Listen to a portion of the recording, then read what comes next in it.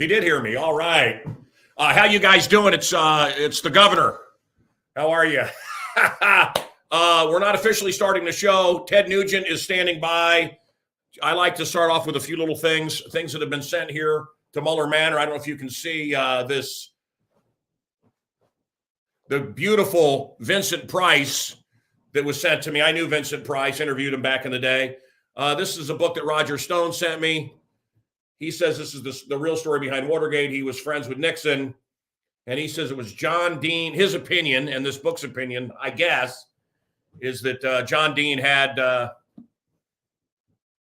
girlfriend, wife that was had kind of a shady past, and they wanted to get that info and get got it. And it's not at all what we thought. Like everything else, is not at all what we thought. Everything in the news today. I've got this sent to me. Love old monster magazines. Old Glenn Strange there, the cowboy actor that took over for the Frankenstein role. So anyway, thanks for this stuff. And I'm collecting stuff out on the campaign trail. And I've been shaking babies and kissing dogs and doing all the stuff that I'm supposed to do. And it's a tedious bore. Been a politician in about a week, I guess a week, and less than a week. And what's the word I'm looking for? It sucks. It sucks. I'll tell you, we got lots of material here to talk about. I want to talk about Les Grobstein. I want to talk about Amy Jacobson. I want to talk about Dan Proft.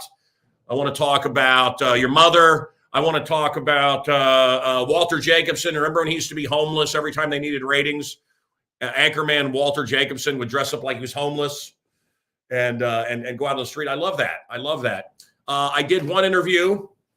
I've done a lot of interviews. I don't know if you've seen me around, but I did one interview, and they wanted to ask me about the January riots and all of this. The truth is, folks, and I said, well, I don't have anything to say about that. I don't want to talk about that. Why? Well, it's the biggest deal since the Civil War. It's the biggest deal since it's the truth is, and I think a lot of you are with me on this, I turned off the media. That election was so outrageous, what happened with Trump, and I didn't want to hear it. I didn't want to see the gloating commie faces on TV. And I don't think I turned my TV on again for months. I'm going to watch the propagandists. Oh, our glorious leader. Everything's great now that we've got Biden.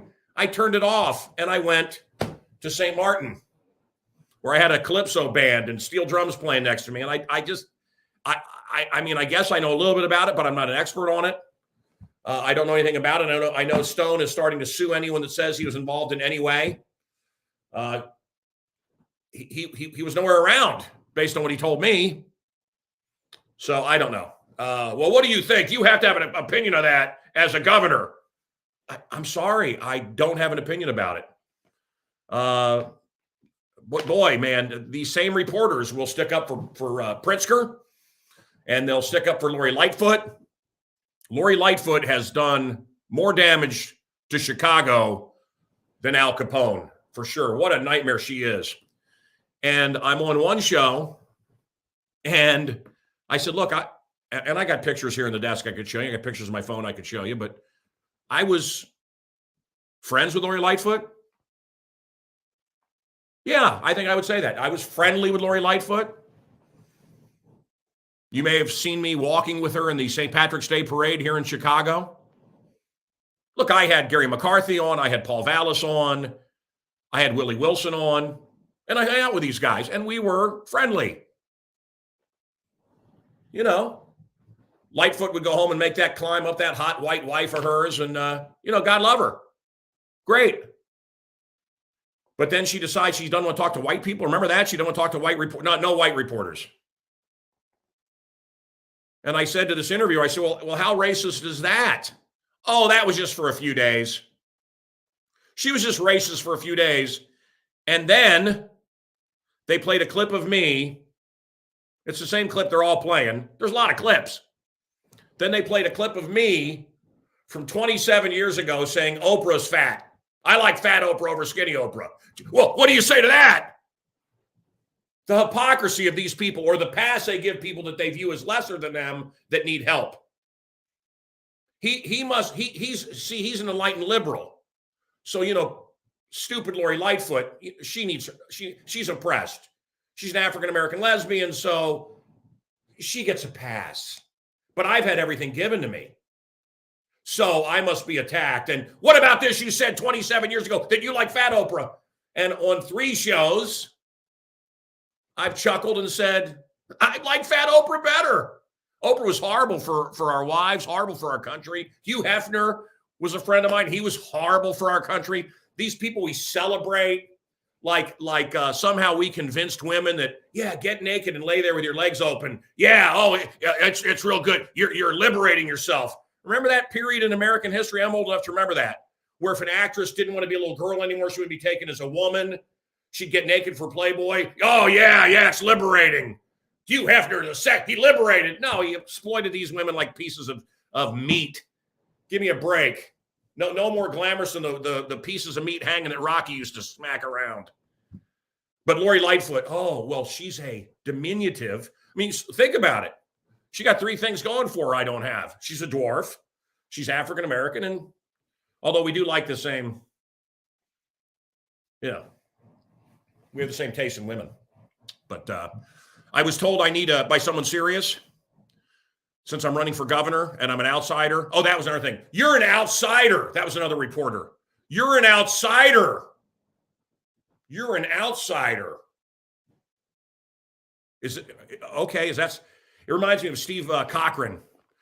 Horrible radio guy, horrible person, I thought. Hi, Eric. Eric, hi. I know your name's not Mancow. Yeah, no shit. Everybody knows my name's not Mancow. I know it too, dummy. But, you're an outsider. Steve Cochran, the stupid stuff this guy would say. And some of these interviews I've done, really depressing. Someone said I needed a food taster. Because I could be poisoned. That's how dangerous I am. And I want to talk about this, but I don't want to talk about this. And again, you should get it and get all of them. All you communists, get it, and have your papers ready to go into a restaurant. And it's unbelievable, isn't it? This reporter said to me, the greatest medicine in the history of mankind. Do you have it? And I said, well, I don't want to talk about my personal medical history on a radio show. It's none of your business. Well, if you're running for governor, it's my business. Well, what if I don't have it? What if I don't? Well, I'd escort you out of here. You'd have to be escorted out. Well, why? Well, because you'd be putting my life in danger. This is the greatest medicine in history, but if I don't have it, he would have me escorted out because I'd be putting his life in danger. Do you love how the story has changed and mutated? And guys, I'm telling you, I got into this governor's race with a heart like you wouldn't believe. With nothing but love. And I mean that. My ego's been fed and overfed. I don't need to be on TV. I don't need to be on radio. I don't need any of it. I did it. I started in 1984. I'm tired of all of it. Tired of the bullshit. This isn't about me. I want to be the invisible governor. I want to pull back as much as I can and leave you alone. And I feel like Bilbo Baggins, the Hobbit. Bilbo Baggins, longing for the Shire, longing for Middle Earth, longing for middle ground. And I thought that you may not agree with me that I don't want mandates. Some Holocaust survivors have written some compelling paperwork that this is horrific. Asking people to show their papers before they're given food. This is horrific. Now, I should tell you that I own a restaurant in Cook County. Our manager's like, well, slow the spread. You know, we gotta do what we're supposed to do. I'd be okay with, yeah. Yes. Why am I seeing you?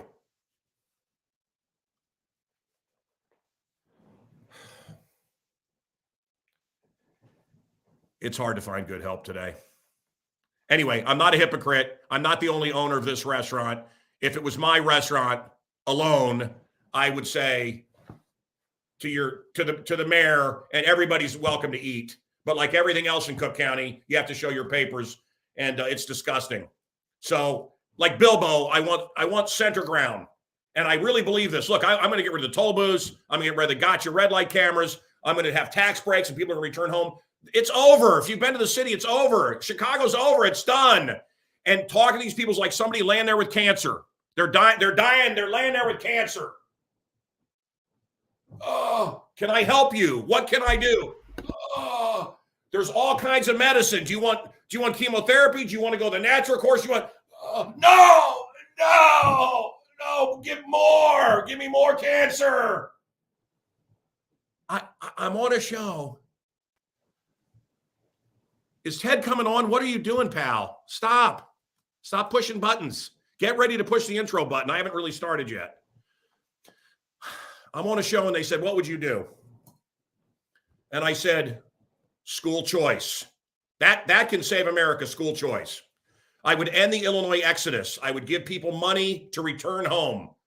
Man, people don't want to leave this place. People love Illinois. They hate the government. I would reward them. The gas tax would immediately be cut in half. It's 25 cents right now. I would immediately cut it in half. All red light cameras would be pulled out. No more gotcha taxes. The toll booths were built on a lie. All the toll booths are going to be gone. Do you remember the lie of the toll booths? Just until the roads are paid for. The roads are effing paid for. I'm pulling out the toll booths. It was built on a lie. No mandates. I like lady dates. No mandates. I'm not God. I'm not going to do anything without a vote from the people. Okay? Kids are going to go to school. And teachers that don't want to work, but they want raises all the time, don't they, these teachers? More money, more money, more. You don't want to go to school? You're fired. You're fired. Stop this bullshit. No papers teed out, as I said. Hiring, never again based on your skin color. I don't care how green you are. I don't care how purple you are. No race-based hiring. You're going to be hired based on your skill. And as we talk about Martin Luther King Jr., the Reverend, I love how they removed that. I was at a black church yesterday, and they don't say Reverend anymore. A lot of liberals there. It's Reverend. He was a man of God. They don't want you to remember that. And he wasn't Islamic. Sorry. Oh, and that synagogue, that hostage situation. Nothing to see here. Nothing to see here. No connection. Don't connect the dots. La. Connect the dots. Remember Pee-wee? So I say all this. You're going to hire people. Martin Luther King said, character, not color. That's how I feel. Can you do the job? Great. I don't care what color you are. I don't care who you sleep with. And I said all of what I just said on a show. And the liberal host goes, well, yeah, but I mean, you're not really saying anything. He wants more cancer.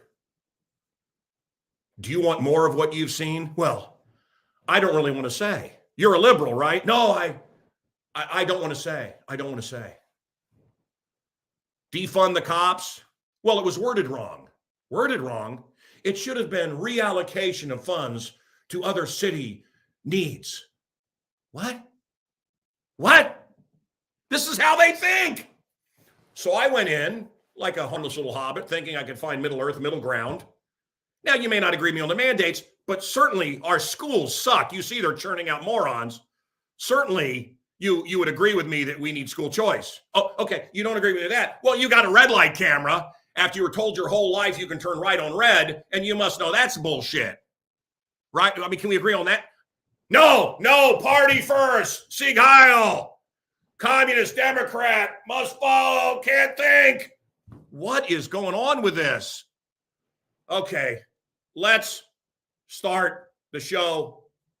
Let's start the show. We can do tonight on Mancow Live. Come and take it. Come and take it. Come and take it.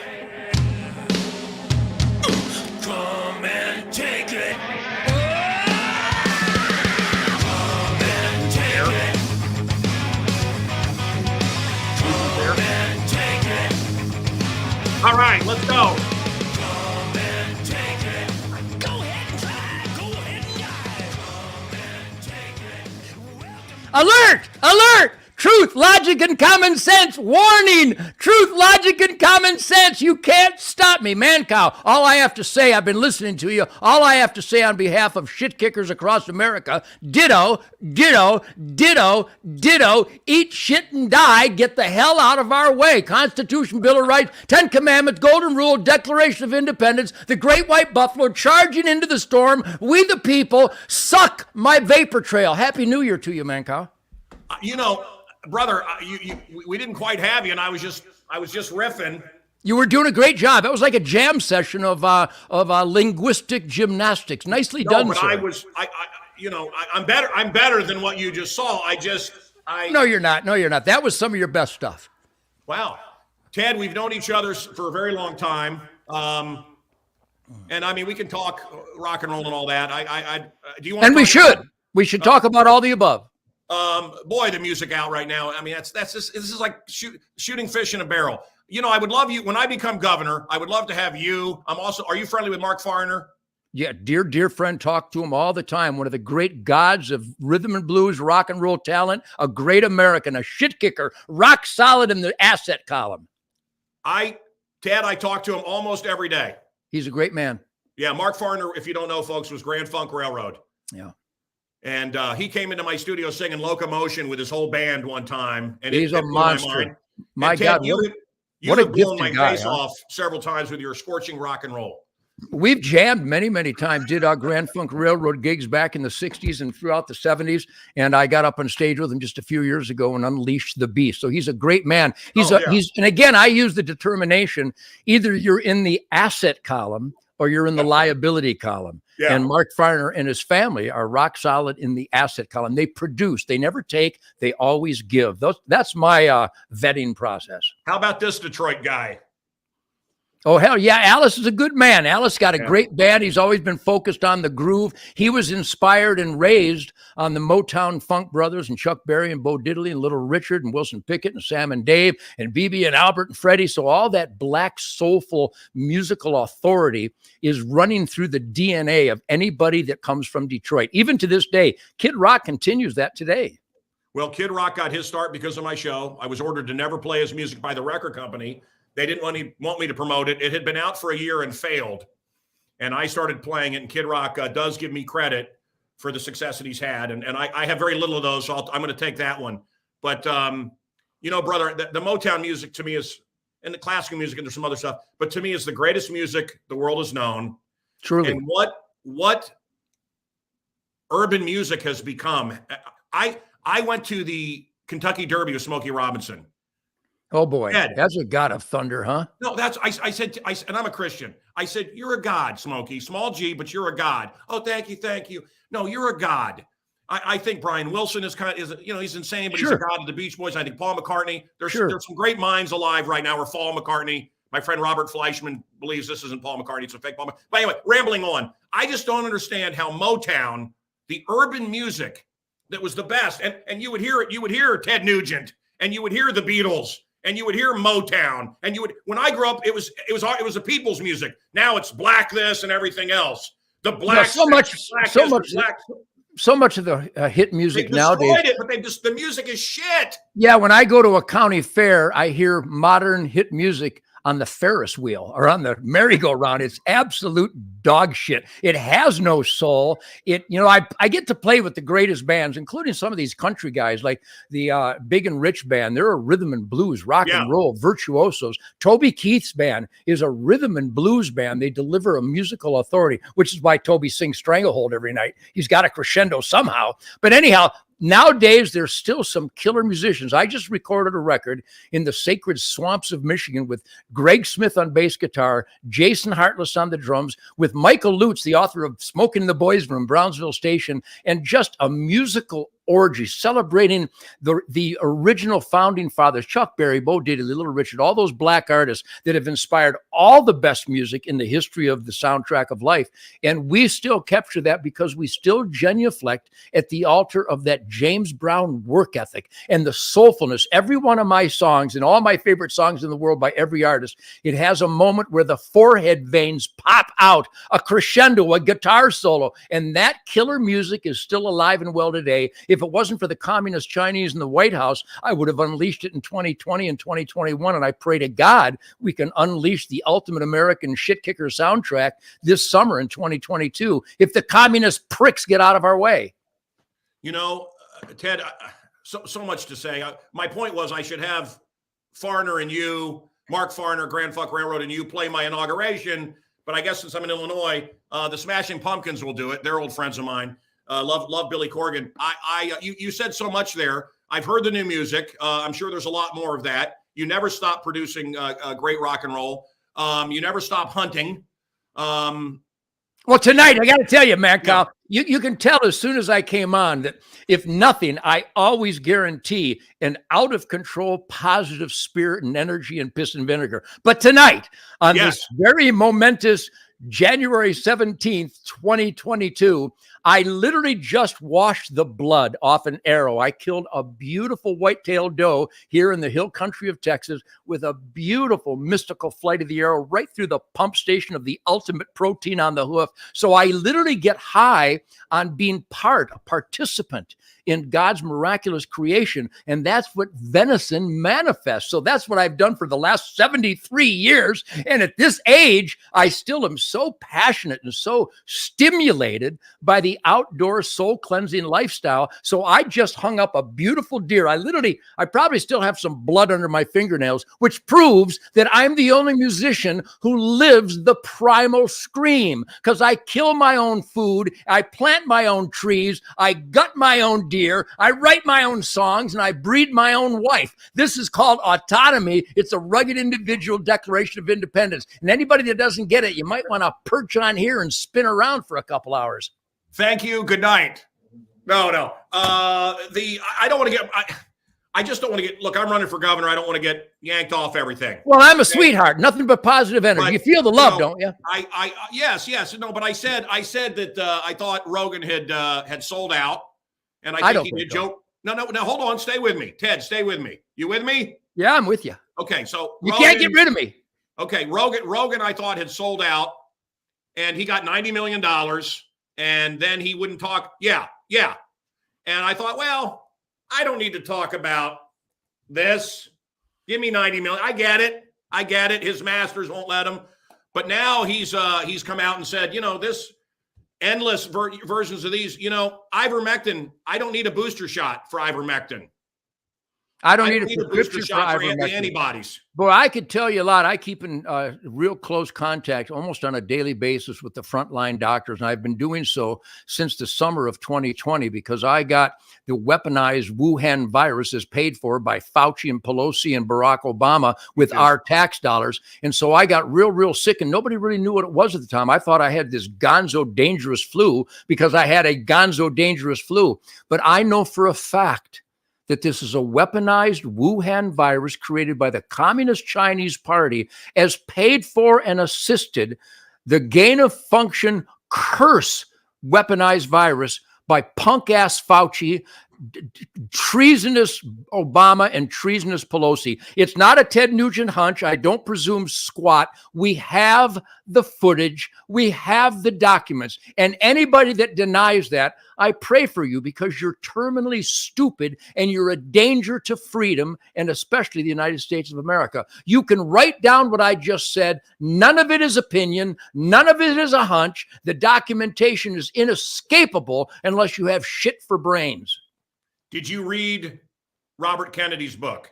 I'm reading it now, and I've watched every one of his interviews, and I got to tell you, the whole world should pay attention to this man because he's done his research. He knows the gory details, and anybody that would dismiss that is against humankind, not just against America, not just against freedom, not just against health, but against humankind. This is a weaponized virus by the communist Chinese, supported by Uncle Sam. What could possibly be worse than that, Mancow? And this general that was tipping off the Chinese. Oh, Millie, what a prick. What a prick. Wait a minute, I'd like Ted. to invite Millie to come and train with me in Delta Force, because this guy is committed treason. He's a punk.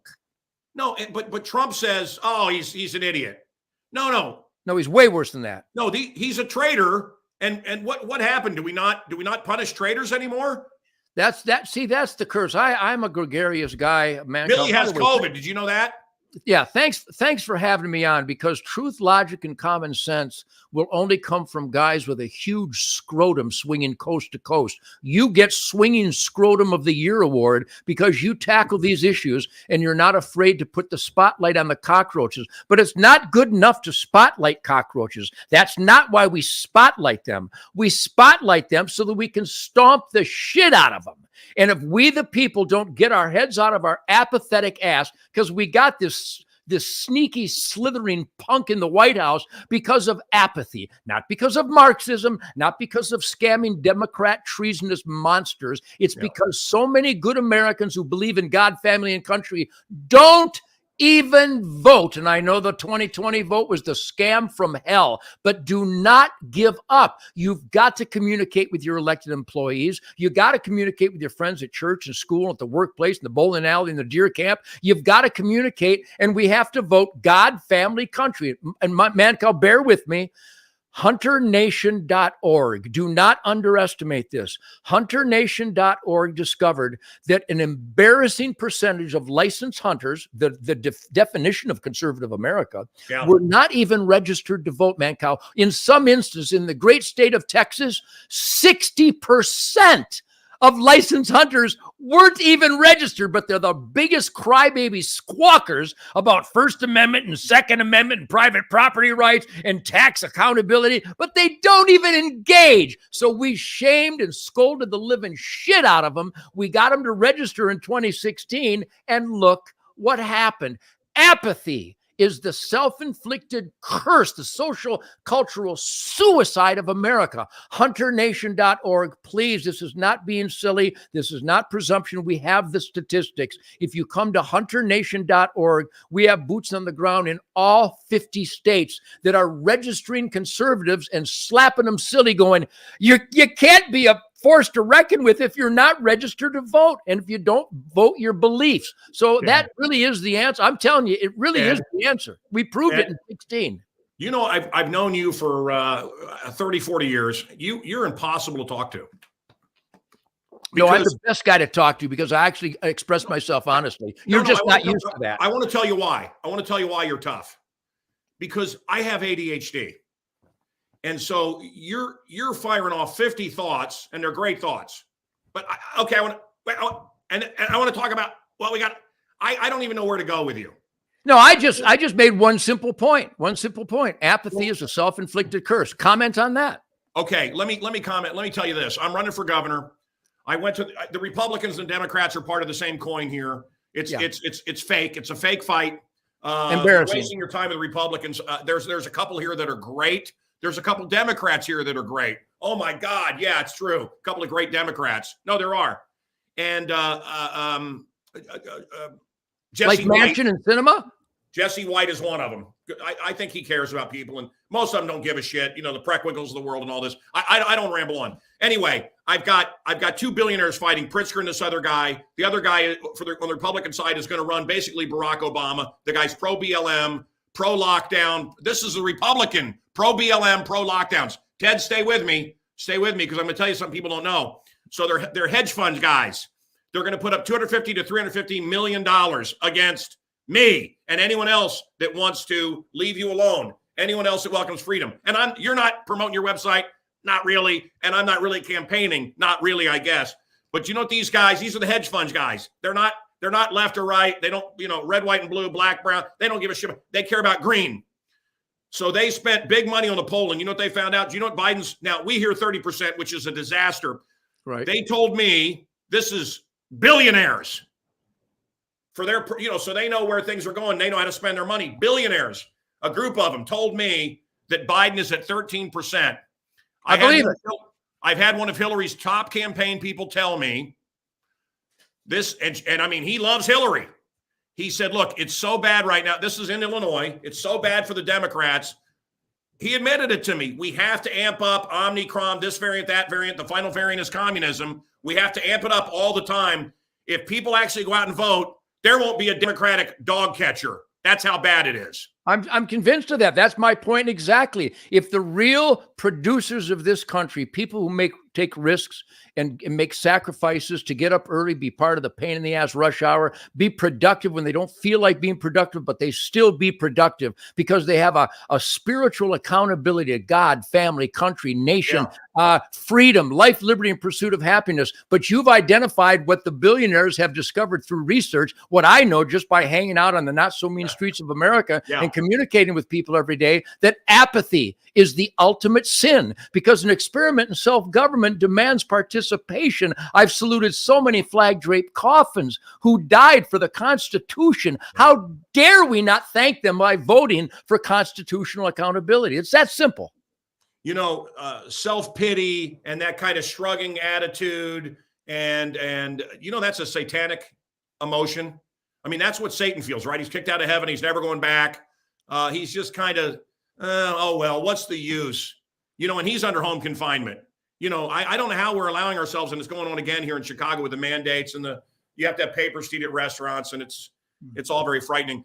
So I'm happy that Rogan is finally stepping up and telling the truth. Yeah. Ted, have you noticed that a lot of people have tried to destroy you? I've gotten my life. Yeah, it's funny. No, but anytime I've had you on, I have problems. Yeah, from a lunatic fringe, from a bunch of freaks. That's perfect. Assholes. By the way, do you remember that song, Lunatic Fringe?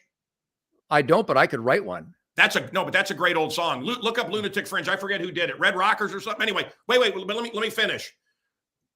They never apologize. All these people over the years, your conspiracy theory, I'm right. Always. It always ends up being true. And I never hear someone come up and go, I called you and you were right. Has anyone ever said, Ted, I thought you were a hunting piece of shit. I didn't like your music. But you know what, Ted? God, you're right. We're living in a police state. Has anyone ever I'll tell you, that? Mancow, if you really want to make forward motion in this experiment self-governor as governor of Illinois, you need to, I'm not bragging here. I'm just saying that there is an honest pulse out there. And if you go to my Facebook, I do a Ted Nugent Spirit Campfire a few times every week on Facebook and a bunch of different platforms. If you go to my Facebook and read the unified pulse of life, liberty, pursuit of happiness, Constitution, Bill of Rights, just being the best that you can be, making those sacrifices so you're in the asset column, Ted Nugent is not the weird guy. I am truth, logic, and common sense, and unlimited evidence to support it all. And Dad, so is the vast majority of America. I know that, brother. I've known that forever. And a lot of people have come on. You just asked, did they apologize? Yes. Thousands and thousands of people since this social media communication became possible, they've come out and go, I hated you. You're a murderer of innocent animals, until I realized about habitat carrying capacity and the science of nature. He goes, and now I've become a deer hunter myself. I love the bow and arrow, and I got clean and sober because of what you always preach. So yes, people have apologized for being stupid and presumptuous, and not because I know it all, but I know enough that I'm not going to just stand up and bullshit. You know, so it's so simple, it's stupid. Red Rider, Lunatic Fringe. A great old song I promise you'll like. I'll have to check it out. Damn Yankees, Jack Blades. Boy, his son manager I thought was just a moron. I just always want to say that. What? Yeah, James Blade is a great guy, man. No, is that his son? Yeah, that's one of his sons. You got Colin and James, both great sons. Who's this? Jack Blades from Night Ranger I love. Who's his son that claims to be the manager? I don't think he's a manager, but James Blades, his son, is a real professional, a real honest guy that is just reeking of integrity. Plus, when you judge a man, the ultimate way to judge them is how their children conduct themselves. And I'll tell you, you might not like James Blades, but he's a great man. He's a smart guy and he's honest. I'll believe you. Now, Tommy Shaw, is he a full-on commie? No, Tommy Shaw is a great American, rock solid in the asset column. And he has so much soul, one of the greatest guitar players and vocalists in the history of the world. What do you think of Shaw Blades? I don't like that kind of easygoing music, but they sure performed it wonderful. I mean, even, Ike and Tina Turner had some ballads, River Deep Mountain High, that turned into a firestorm of a rocker. But there's some great, soulful, easygoing music that I give credit to because it's very soulful and well-constructed and well-executed. But I'm not a big fan of easygoing anything. You don't drink or smoke? No, I had a glass of wine just now because I had some venison for dinner. And once in a while, when I train with Delta Force, what a lucky guy I am, we shoot our machine guns. And once in a while, I'll stick a Cuban in my mouth because it feels right to have a big old stogie in your mouth when you're firing off a brass rainbow. When you can't possibly eat all this meat. Do you donate it? We donate tons of venison to soup kitchens and homeless shelters every year. X amount of ground, you have to harvest a responsible surplus. And our deer season here in Texas goes from October right to March. And our swamp in Michigan, I have unlimited doe tags. So we literally kill hundreds and hundreds of deer every year, along with pheasants and grouse and woodcock and rabbits and squirrels and woodchucks. It's just wonderful food, and we donate tons of genuine, pure protein to various charities. So I'm almost like Mother Teresa with a bow and arrow. And when you get cancer, what do they say? My dad got cancer. They said, eat venison. That's right. In fact, I've had a lot of families since the 1960s, Mancow. People have contacted me because I've always raved about the joys and the spirituality of conservation and hunting, especially with the bow and arrow. It's so challenging.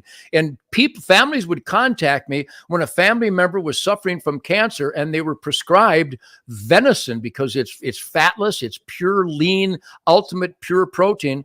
And I've supplied venison to cancer patients for years. And in many instances, we have documentation that instead of them dying in a few months, they live for many years because of a venison diet. I saw Greg Proops. Do you know who that is? Improv. I don't know the name. Huh? Greg Proops is a great comedian. And I saw him do, and he did it on my show, I saw him do a dramatic reading and an explanation of the song. He caught it from the kitty next door. Beautiful. William Shatner did a dissertation, almost like a Roman fever version of Wang Dang Sweet Poontang. It was precious. I love that stuff. Shatner was in my wedding. I talked. He's a friend. I love Bill Shatner. Okay, politically we're not in line on a lot of stuff, but I called him up. I said, Bill, you're number one, the worst singer of all time, and it's hilarious. And he has a song called Common People. I would challenge people. Bill Shatner, Captain Kirk. Well, there's you see his head right there. He has a song called was a Pulp song, Common People. Anyway, it's great. And he goes, they don't understand. He was trying to do dramatic readings, right? But the dramatic reading of Cat Scratch Fever and the explanation of what you meant with those lyrics, pretty hilarious. Beautiful. That had to be a lot of fun. I provide a lot of opportunities for good humor and fun. If you're not having a good time with me, you're weird. Are you able to laugh at yourself? On a daily basis. Yeah, I'm a funny son of a bitch.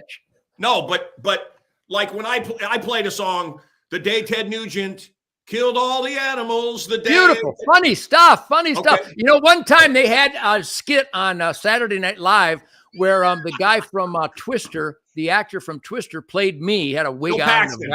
Bill Paxton. Yeah, and he and they did a skit where some guy came in, one of their black comedians, funny guy. He came up dressed like Prince, and I shot Prince in the chest with an arrow. And some of my friends were going, "I can't believe they did that to you." And I went, "That was funny as hell. That was beautiful. Yeah. I'm self-actualized. Who wouldn't get a kick out of Ted Nugent shooting Prince in the chest with a bow and arrow?" And I loved Prince. Prince was a good friend. But the skit, it's called humor. If you haven't got a sense of humor, I'm going to really deeply upset you. Well, you know, and stupid people don't have a sense of humor. They don't know. And if you look, I'll be serious here, and this is something Paul Vallis, a local guy, and I have worked on. But if you look at the neighborhoods where they jack up the water with fluoride in Chicago, yep, I know it. Do you want to know where all the killings and murder are? They get fluoride. Oh, it's by accident. By the way, my father was on the cover of the New York Times or some big New York paper many years ago. My father was the mayor of Lakehurst, New Jersey, where the Hindenburg went down. He was anti-fluoride, and he was mayor of Lakehurst, and our family had to flee in the middle of the night. And basically, you leave, we're going to kill you. Big chemical. Okay. My father was a Democrat, but he didn't want fluoride in the water. So you can look at a map in Chicago, folks. Oh, I know, crazy chemtrail. That Mancow. Okay. And let me tell you what fluoride does. It makes you stupid. It kills your sense of humor. And it doesn't just make you stupid. It makes you angry. And it makes you quick to violence. And you can look at a map. Where are the most killings? And that's where the most fluoride is. There's a connection.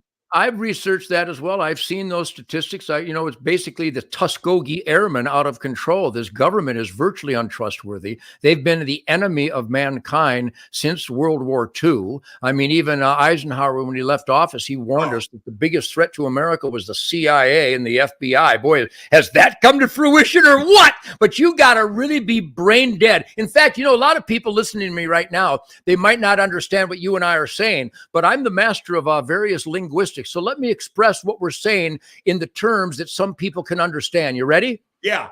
Bah, bah, bah, bah, bah. Bunch of sheep, bunch of soulless punk ass sheep. And when you try to calmly, as I have, because I'm running for, when you try to talk with them, I'm shocked at the anger. I really am. And the self-righteousness. Oh, well, the science. Yeah. Have you seen how it changes every day? I mean, you don't have common sense. I see it all. Go ahead.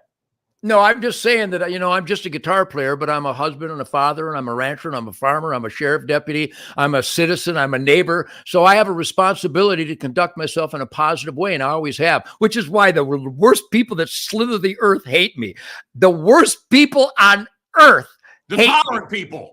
The nicest people, the smartest people on earth love me, and I love them because it's not about them. It's not about me. It's about truth, logic, common sense, goodwill, decency, positive spirit, true empathy, true compassion. And that's what my life has always been. So the slithering snake people absolutely hate me, and nothing makes me prouder. It makes me more proud than 40 million albums and 7,000 concerts and my wonderful children and grandchildren, the beautiful doe that I killed tonight. My proudest thing in the world is that the worst scum of earth hate me, and it's all based on their lies. I get you can see the smile on my face. I couldn't be more proud. What I have said and what I've been saying to my listeners, and through all this righteous looting, where I saw these assholes defecating in stores and burning down Michigan Avenue 2 times. I'm under lockdown. I never listened to any of it. I didn't obey any of it. It means nothing to me. I went out and I had fun and I had a great bottle of wine, and it pisses the communists off. It pisses these communist bastards. The fake news, they ratchet it up all the time. They're going to try. Believe me, they don't want us to vote. Get ready. They don't want us to vote. Uncle Ted's telling you true. They don't want us to vote. I've always said it's rather conclusive and glaringly obvious that if you're not pissing off the assholes, you are an asshole. I've got a hat that I signed for a buddy of mine. He came up at deer camp this last fall, and he had an I will not comply hat, and he asked me to sign for it. Well, I had about 25 guys around the campfire that weekend, and they all wanted to get it. So I just entrepreneurial responded. And you know what we're at right now, Mancow? I'm over 50,000 of these hats at tednugent.com, because that's the attitude of good people in America, that when you're given an immoral, anti-American, unconstitutional decree, we will not comply. Do you sign every hat? Every hat, over 50,000 already, yeah. That's why this hand, if I jacked off, I'd pull my dick clean off, because this hand, it never stops. The guitar playing and the autograph every day. I'm like an elderly abuser in the dungeon of autograph hell. But I'm proud to do it, because people love to express, at least on a hat, what they're literally not allowed to say, or they'll get fired, they'll get canceled. So I'm proud to have a connection with people who are critical thinkers. If you're not a critical thinker, I will express that to you. Ted, you did a radio show. Can we do some quick stuff? Go nuts. And this is going to bore you to death. I know you do interviews all the time. Not that you were performing in. What was the greatest concert you ever saw? That I ever saw? It was probably when Billy Lee and the Rivieras changed their name to Mitch Ryder and the Detroit Wheels, and I was moved to Hoffman Estates in 1965, and I had opened up for Billy Lee and the Rivieras before they changed their name to Mitch Ryder, and I witnessed Billy and Johnny B on drums, 15-year-old drummer. Oh my God. Jim McCarty, who I just talked to tonight, Earl Elliott on bass, Joe Kubrick on rhythm guitar, an ES-335 chair of Kalamazoo Gibson, and I was so turned on by their virtuosity and their work ethic, and the fact that the forehead veins popped every song, the intensity of their rhythm and blues, black inspired music. So I went to the Chicago Auditorium in Chicago. Yeah. And I took my band that I just started that week, the Amboy Dukes, and I watched my band that I opened up for, Billy Lee and Rivieras, in 1960. I watched them with their hit record, Jenny Take a Ride. And what I witnessed, I don't know if you can hear this, Mancow, but this will bring you something special to your show. But there's a lick. It goes hand in hand with my wrist movement. But when I heard Jimmy McCarty go, hey!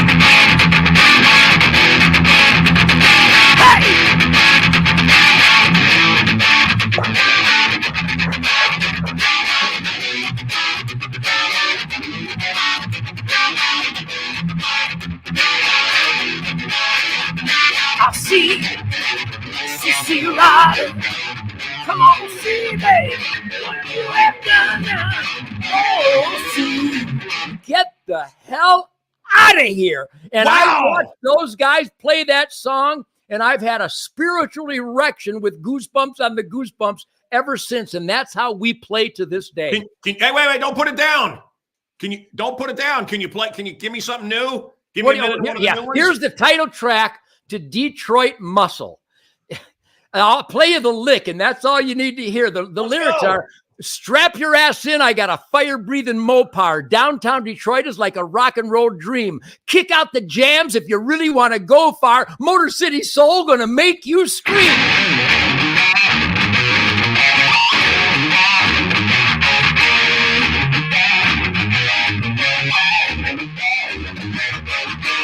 And the whole song is out of control. It's a great, great band, man. Great songs. Do you want to end it there? Does that guitar sound okay through this technology? It sounded really, I'm shocked. Yeah, it sounded great. Good.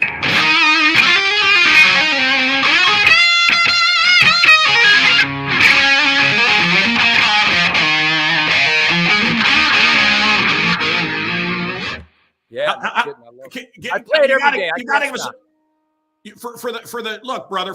I have all ages listening. For the novices, can you give them a little classic Nugent something?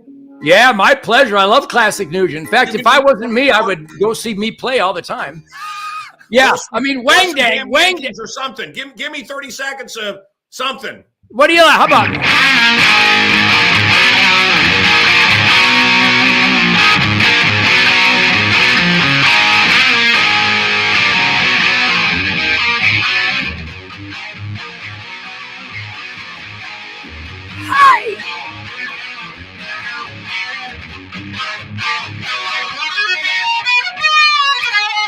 Yeah, I play my guitar every day. I still love it more now than ever. Ted, when look, I drove to the Sam's, which became Walmart. Cat scratch fever was 78 cents. I had to put a dime on it. It wouldn't play. I had to put a dime on the record player. Awesome. I played the shit out of it. I wore it out. I love cat scratch fever. When you're at the top of the world, you're the hottest guy on earth.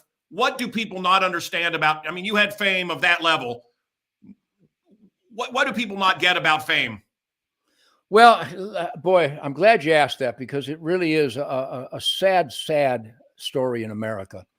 I got to jam with Jimi Hendrix and Bon Scott, and I went and visited John Belushi. Sent a limo for me to come down to his gig in Chicago when they were filming their movie there. Blues Brothers? And, yeah, the Blues Brothers movie, blowing up all those cop cars.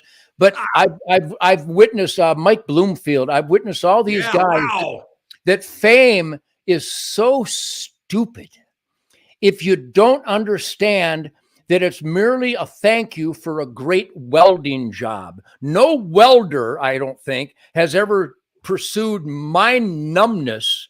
Comfortably numb is actually uncomfortably dumb, to escape what they perceive to be as pressure to be a star. Being a star doesn't mean jack shit. Do you think that deer that I had to strategize to get the right wind and the right sun and the right cover and the right ambush, the right place, the right time? Do you think that deer cared how many millions of albums I sold? The hunting natural Jeremiah Johnson nature lifestyle is so humbling that even though I'm a smart-ass, egotistical, cocky son of a bitch, I still base all my quality of life by my children's fortitude, my children's integrity, my incredible wife, Shemaine, the energy, the work ethic of my band, being in the asset column. So what Jimi Hendrix did, and Bon Scott and John Belushi and Keith Moon, they all laughed at me for not getting stoned and drunk and high with them. And I just shook my head and I went, come on. I said, John, it looked like an outtake from Scarface. I said, John, you got this gift. What are you doing? Yeah. I said, Jimmy, I don't want your drug. You are so revered. What are you doing? You're drooling, you're stumbling, you're puking, you're dying. I told all these guys they were going to kill themselves with this bullshit. I saw it with Farley. Yes, another example. What are you doing? I bet you wanted to tackle him and tie him up and help him get clean and sober, but they have to make that decision. I've been clean and sober for 73 years, which is why we're having a conversation. Yeah. Those other guys can't carry on a conversation. Ted, let me. This is totally selfish. Just this is you and I. You and I sat at Stanley's. We've sat at several restaurants over the years. This is you and I just shooting the shit, but it might be boring to people. I'm a huge Zombies fan. Did you like them? Awesome. What a great band. Soulful band. Again, they were all influenced by Motown and Chuck Berry and Bo Diddley. The first Stones and Beatles albums had Chuck Berry, Bo Diddley, and Motown songs. The Kinks played my wedding. Did you like the Kinks? Of course. Who doesn't crave all day and all of the night? And you really got me. Those are foundational monster songs. I ran into Pete Townsend and I said, Pete, the rumor is that you I can't explain the song, right? If you listen to it, it's a Kinks song. I said, was it a Kinks song? He goes, we love the Kinks. We worshiped them. Sure. And we were about to get dropped from a record label, so we ripped them off. He told me, he goes, it's a total, there'd be no Who without the Kinks. Of course, the Kinks in Chicago got into a fight with the musicians union, and they were called long hair English, and I can't say the F word, but homosexuals, and you won't work in America again. And the musicians union out of Chicago, working with others, kept them out of America for 10 years. Meanwhile, the Stones and the Who, and they're touring. So Americans didn't get the Kinks. That would have been they would have been second to the Beatles. I really believe that. I think so. You bring that story up. Can I indulge you and give you my union confrontation moment? Tell me. So the Amboy Dukes were started at the Cellar in Arlington Heights in 1965 with Gail Uptodale on drums, God rest his soul, Dick Treat on bass guitar, Bob Leonard on vocals, and Gary Hicks on rhythm guitar, who I just talked to the other day. So the Amboy Dukes were so into the vortex of Chuck Berry and Bo Diddley and the black, outrageous Little Richard stuff. So I really work hard at my craft. All of us did. We worked hard to be as tight as James Brown's band and put our heart and soul into giving the audience the most dynamic, exhilarating, quality music we could possibly milk from our soul. So that dedication, I go to get on stage at the Grandy Ballroom. The Amboy Dukes moved back to Detroit in '67, and I'm about to go on. It was the MC5, Dick Wagner and the Frost, the Scott Richardson Case, the great, incredible bands. And the Amboy Dukes were about to get on stage. And this guy in a cardigan sweater is on the stairways leading the stage and goes, "Show me your union card." I don't know what's that? Union card? I had no idea what he was talking about. I wasn't aware of Jimmy Hoffa. I wasn't aware of union. I had no idea. I graduated from American high school. I didn't know what the letters IRS meant. I knew nothing. I just knew guitar killer licks. Right. So he's standing there. He goes, "Well, you're not getting up here without a union card." Mancow, I know you love me, but you have no idea how you would love me at that moment. I grabbed this prick by the shirt and I yanked him down that stairs and I stood over him and I said, "Who the do you think you are? We worked our asses off to create this music and you're going to tell me I need a card to play? I dare you to get in front of me. I'll fucking rip your head off and shit down your neck." And this guy slithered off. He was Dennis Day. I remember it because I have a brain because I'm not stoned. Dennis Day from Union number 5. And he never confronted me again after that. How dare you tell me I need your authorization to do jack shit? I almost killed the guy. It was after the band went, "Yeah, go Ted, go." But how dare somebody tell me I can't perform my music because I don't have a card? Try that, you prick. Was Chicago a big part of your early music life? No, I did. I moved to Chicago in '65 from Detroit, and I graduated. I wasn't born. No, I was there for 2 years, graduated from St. Viator's in Arlington Heights in '67, and within days moved back to Detroit because that was the music in Detroit was so much more powerful than the music in Chicago. But would that, forgive me because I really don't know, it was before I wasn't born. Was that Ides of March and Shadows of the Night era? Shadows of Night were playing at the Arlington Heights Cellar, historical venue. And I'm in line after being yanked out of the number 1 band in Detroit. My band, the Lourdes, won the Michigan Battle of the Bands. We opened up for the Supremes and the Bo Brummels at the new Cobo Hall. My dad got transferred, and I was a wreck. How were the Supremes? Not only were the Supremes unbelievable. I got a hug from Diana Ross, and it's still with me to this day. But Mancow, we were right next. We were on stage right next to the almighty Funk Brothers. It was what an experience. Yeah. So when I came to Chicago, I was forced to move. I was in high school, and I already was addicted to the music and the work ethic that the great musicians inspired in us. And when I was standing in line, I heard about this place called The Cellar, and I heard about a band called Shadows of Night playing Gloria. And I stood in line and listened to those guys, nice guys, great musicians, but they were playing Gloria so pussified that they would have been laughed off stage in Detroit. And this guy, I'm standing next to Bob Leonard. I had no idea. I was just there by myself. I wanted to find out what was going on in that area, music-wise. And Bob goes, "Yeah, these are the number 1 band. This is the best band in the world." And I went, "Playing like that? They're the best band. That's the best you got." And I went into this rap. I went, "Well, I just came from Detroit and I had the number 1 band and we'd eat these guys' face." And of course, nobody believes that because it sounds like you're bragging and you're just, one up some guy. But then I met with Bob Leonard the next day at Gary Hicks's house, the rhythm guitar player, Dick Treat, who played guitar, but he cut 2 strings off the guitar. So now he's a bass player. And Gail Uptodale on the drums. And I showed them how we played Gloria. I showed them how we played Johnny B. Good and Long Tall Sally and Knock on Wood. And it was such a pulsating, what Mitch Ryder and the Detroit Wheels taught all of us, that you throttle that, like the whole opening of Stranglehold.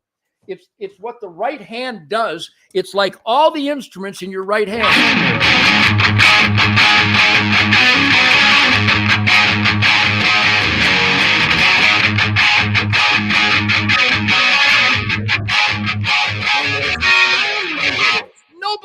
plays like that. And that's how we approach every song. And we kicked their ass within 2 weeks. We were the #1 band in the entire Illinois, and 2 weeks later. Speaking of Illinois, why does everybody hate Dennis DeYoung and the band Styx? What would he have to do? Boy, I don't know, because Dennis is an incredibly talented guy, a great work ethic, He's nice been begging man. to get back. What's that? Dennis has begged for years. I'll do anything. I want to get one more concert with my boys. He must have done something to really piss him off. I wish they would, but I know the guys in Styx. They're an incredible band. They have unbelievable talent. JY and Tommy Shaw are two of the greatest guitar players in the world. They craft masterpiece songs. Their rhythm section is right out of the Soul Brother world.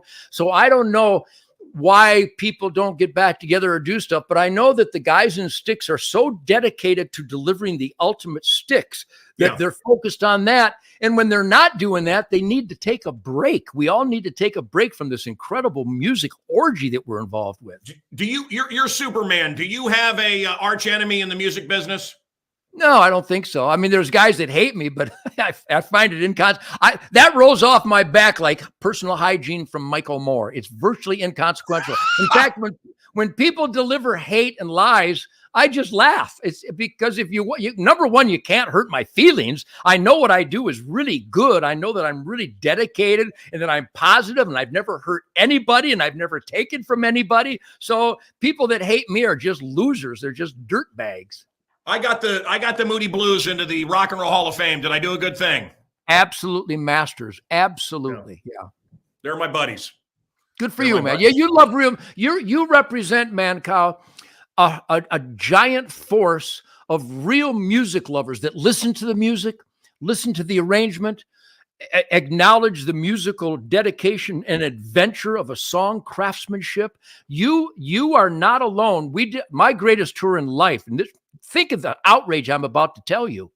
I've done 6,766 rockouts. I've counted them all, going back to pool parties and frat parties in 1958. 6,766 concerts. Every one is the most important concert. And at every one of my concerts, the greatest tour of my life was in 2019. The energy, the appreciation of the dedication to our craft, and how Greg and Jason play their instruments, what they put into every song, every concert, every night. Mancow, you love real music, and you are one of many, and thank God for real music lovers. Because if I wasn't the maker of music, I would still go to the concerts, and I'd go see Ted Nugent every night if I could. But real music lovers are alive and well out there, and I can't wait for them. They've already proven it with the first song, Come and Take It. The second song is American Campfire in a couple weeks. And then the Detroit Muscle album will be out in springtime. And I know real music lovers will love this record. They're telling me to cut. We've run out of time. I want to just say, I love you. You're a brother from another mother, as they say, for many years. I got a chance to see John Lee Hooker. Oh boy. Perform Gloria live. Wow. Now, I want to tell you why it's so memorable. He didn't know how to spell Gloria.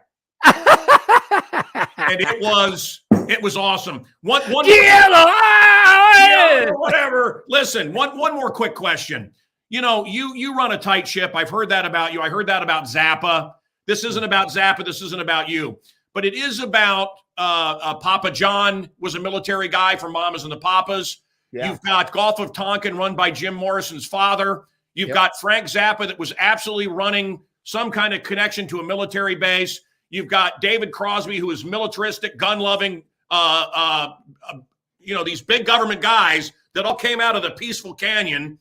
And when you trace the music, and it's all peace and love until they all got into it. And certainly the Doors were not peace and love. I'm a big Doors fan. Do you think there's any connection to the government infiltrating this music?